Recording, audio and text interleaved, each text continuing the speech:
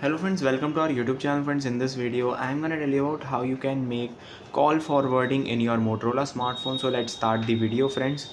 First you have to open your phone call application and then you have to click on three dots, and friends you can see here it is three dots.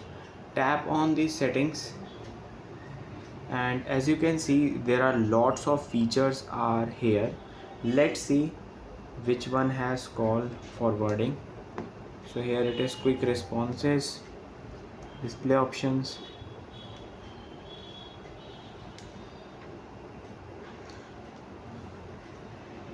So friends, as you can see it is not showing any call forwarding feature in this smartphone.